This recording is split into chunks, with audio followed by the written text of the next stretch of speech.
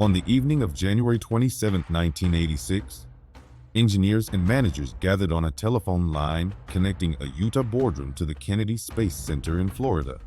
Outside, the temperature had plunged toward 18 degrees. Inside, a single question: should Challenger launch into the coldest conditions any shuttle had ever faced? The engineers said no. They wrote it down. They faxed their charts. And then, over the next 2 hours, they were made to reverse themselves, not by new data, not by new science, but by a man who told his vice president of engineering to take off his engineering hat. The Space Shuttle was America's most ambitious machine, a reusable spacecraft carried into orbit by twin solid rocket boosters and a massive external fuel tank. Each booster was built in segments, joined by field joints sealed with pairs of rubber O-rings. Those rings had to expand in milliseconds at ignition, swelling into their grooves to block combustion gases hotter than 2,000 degrees. If they failed, no backup system could save the vehicle. For months, engineers at Morton Thiokol had grown increasingly alarmed. Roger Boisjoly, a member of the company's SEAL Task Force, had written memos warning that cold temperatures could stiffen the O-rings, delaying their ability to seal at the critical moment. The data from previous launches, though limited, pointed in one terrifying direction. On the afternoon of January 27th, Bob Ebeling, a Thiokol engineer managing ignition system and final assembly, saw the weather forecast for Cape Canaveral. Overnight lows were expected to reach 18 degrees, with launch time temperatures around 26. The coldest previous shuttle launch had put the O-rings at 53 degrees, and that flight had produced the worst hot gas blow by ever recorded. Ebeling called his boss, Allan McDonald, Thiokol's senior representative at the Cape. McDonald agreed. This was serious. He arranged a teleconference for that evening, linking Thiokol engineers in Utah with NASA officials at Kennedy and the Marshall Space Flight Center in Alabama. The engineers scrambled to assemble charts showing O-ring erosion history across every previous flight. The data was not perfectly conclusive. Engineering data rarely is, but it revealed an unmistakable trend. Colder seals failed more often and more severely. The teleconference began at 8:45 p.m. Bob Lund, Thiokol's vice president of engineering, presented the findings. The charts showed that at low temperatures, O-rings lost elasticity. They became sluggish, unable to seat properly in the critical first milliseconds of ignition. Lund's recommendation was unequivocal. Do not launch below 53 degrees, the coldest O-ring temperature from any previous flight.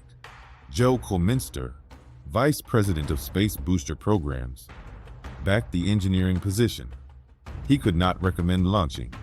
Then Larry Molloy, NASA's solid rocket booster manager, spoke.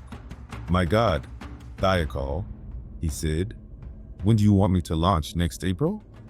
George Hardy, NASA's deputy director of science and engineering at Marshall, said he was appalled at the recommendation, though he added he would not launch over the contractor's objection. The weight of their reaction settled across the line like a verdict already delivered. Joe Colminster asked for a 5-minute offline caucus so Thiokol could reassess its position. The mute button was pressed. Inside the Utah room, Jerry Mason, senior vice president of Wasatch Operations, spoke softly. "We have to make a management decision." Then he turned to Bob Lund and said the words that would echo through history. "Take off your engineering hat and put on your management hat." Lund, who had just recommended against launching, fell into silence. Roger Boisjoly and Arnie Thompson continued to argue, the only engineers still objecting. But the room had shifted irreversibly. Mason, Colminster, Lund, and Cal Wiggins withdrew to a smaller group. No new data was analyzed. The caucus stretched from 5 minutes to 30. Then they went back on the line. Joe Colminster read from a handwritten notepad. The temperature data was inconclusive. There was a substantial safety margin, The secondary O-ring would seal even if the primary failed. Morton Thiokol now recommended launch. At Kennedy Space Center, Allan McDonald refused to sign the recommendation. He told NASA officials Larry Mulloy, Stan Reinhardt, and Cecil Houston that if anything happened to this launch, he sure would not want to be the person standing in front of a board of inquiry explaining why it was acceptable to launch outside the qualified temperature range. No one in the room responded. The signed fax from Joe Cominster arrived at 11:45 p.m. The launch was on. At 11:38 the next morning, Challenger lifted off from pad 39B. 58 seconds into flight, a flickering flame appeared at the aft field joint of the right solid rocket booster. The O-ring seal had failed exactly as predicted. The flame intensified, impinging on the external tank. At 73 seconds, the hydrogen tank ruptured, the liquid oxygen tank failed, and the vehicle underwent structural breakup over the Atlantic. 7 astronauts, Francis Scobie, Michael Smith, Ronald McNair, Ellison Onizuka, Judith Resnick, Gregory Jarvis, and Krista McAuliffe were lost. Bob Ebeling carried the weight for 30 years, telling NPR before his death in 2016, "I could have done more. I should have done more." The Rogers Commission concluded that Thiokol management reversed its position and recommended launch at the urging of Marshall, contrary to the views of its own engineers. The Challenger disaster was not a failure of engineering knowledge. It was a failure of engineering authority. The moment the people who understood the risk most clearly were stripped of the power to stop what came next. One question, posed by a man named Bob Ebeling, should haunt every organization that confronts technical risk. What happens when the data says stop, but the institution says go?